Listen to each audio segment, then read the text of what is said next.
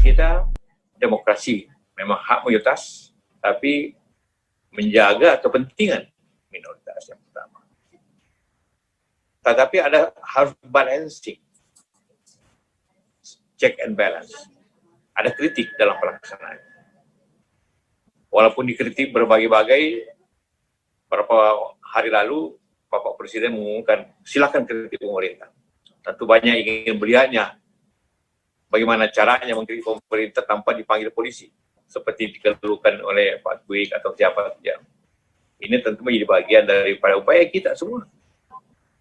Dan PKS sebagai partai yang berdiri dalam barisan oposisi, tentu mempunyai suatu kewajiban untuk melaksanakan kritik itu agar terjadi balancing, agar terjadi kontrol kepada pemerintah. Atau kan tanpa kontrol pemerintah maka demokrasi tidak berjalan. Kita lihat pengalaman-pengalaman kita. Pada zaman Orde Lama, Orde Baru, semua paham itu jatuh pada saat demokrasi tidak berjalan dengan baik. Ekonomi menjadi sulit dan sebagainya. Karena itulah maka kita harus menjaga kepentingan masyarakat untuk agar tetap menjaga. Jadi rakyat harus melihat pelaksanaan pemerintahan dengan baik, secara demokratis, hak-hak terjaga, tapi juga ingin manfaatnya ada. Boleh saja demokrasi berjalan, tapi manfaat untuk rakyat itu tidak terjadi, maka demokrasi juga tidak berjalan dengan baik.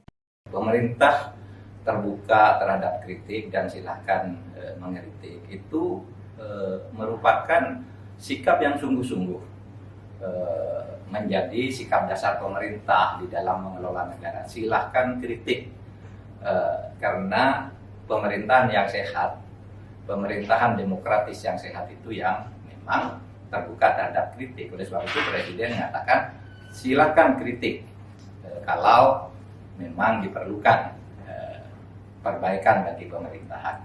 Adapun pernyataan Pak Yusuf Kalla, mantan Wakil Presiden, yang dikutip oleh media massa menanyakan bagaimana caranya mengkritik agar tidak dipanggil oleh polisi. Nah, menurut saya sejak dulu itu ada dilema bagaimana agar orang ngeritik itu tidak dipanggil polisi, karena sejak zaman Pak JK aktif di Wapres, masih menjadi Wapres, kritik juga berseliweran. Dan pemerintah dihadapkan pada dilema, kalau ditindak dibilang diskriminatif, kalau tidak ditindak itu menjadi liar. Nah itu konteksnya pernyataan Pak JK itu, bukan Pak JK itu bukan ingin mengatakan sekarang ini kalau ngeritik takut dipanggil polisi, karena nyatanya juga tidak gitu.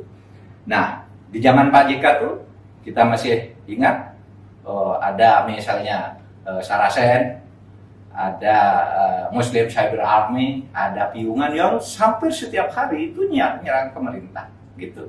Kan ada di zaman Pak JK juga. Ketika mau ditindak orang ribut, ketika tidak ditindak juga orang ribut. Inilah demokrasi. Oleh sebab itu pemerintah mengambil hal-hal yang sifatnya kritik saja, yang kritik kita masukkan ya di dalam pertimbangan kebijakan.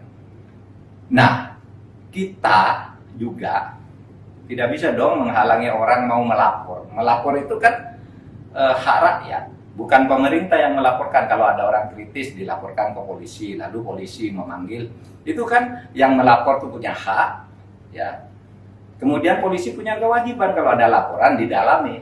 Kan tinggal itu aja. Nah, bahkan juga keluarga Pak JK melapor ke polisi. Siapa itu? Ferdinand Huta Hayan.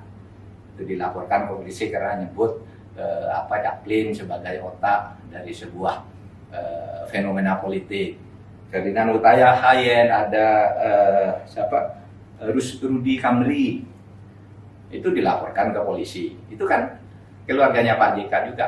Calon wali kota Makassar juga dilaporkan oleh keluarganya Pak JK ke polisi. Tidak apa-apa melapor. Nanti polisi lalu melihat apakah ada unsur kriminalnya apa tidak.